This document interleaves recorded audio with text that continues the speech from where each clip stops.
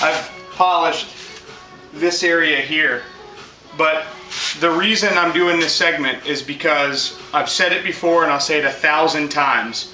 Do yourself a favor. If you're a potential client looking for me to maybe remove a scratch or do some wet sanding on your vehicle, or if you're in another part of the country where you're trying to seek out someone to do it for you wherever you're at,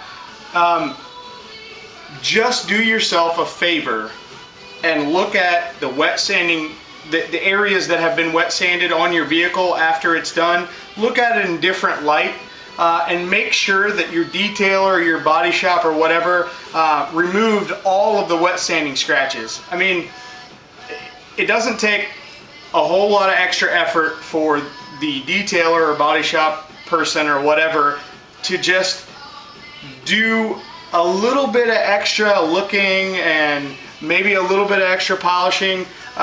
The way wet sanding is done properly is to sand the finish to remove the defects and then remove all of the wet sanding scratches. You definitely don't want to pay for a half-assed job, is really what I'm getting at. So be sure to do yourself the favor and go just take a couple of extra seconds, maybe take a flashlight to the paint or the area that it's been wet sanded, and make sure that there's no scratches left by the sandpaper. But beyond that, a detailer or a body shop person should never let a vehicle go with holograms, buffer trails, anything but clarity.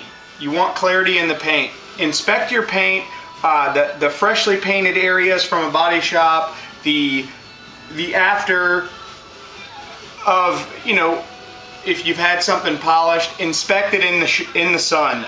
Take an LED light, look over the surface.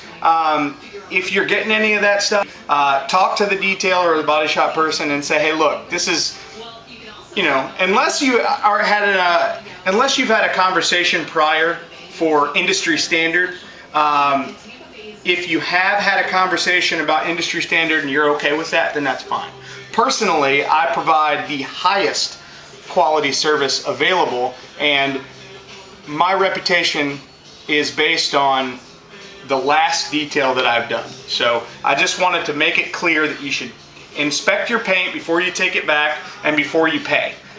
If you're not completely satisfied with it, you should have a conversation with the person who did the work, and they should either fix it or, well, that's definitely up to you, but I wanted to point that out because it's important to me to show that I remove all of that stuff. You don't have any kind of leftover sanding scratches, you don't have any buffer trails, no holograms, none of that. You have crystal clear, as close to perfect as we agreed that you get every time. So just pay a little bit of attention and do yourself that little bit of a favor and inspect it and know what to look for.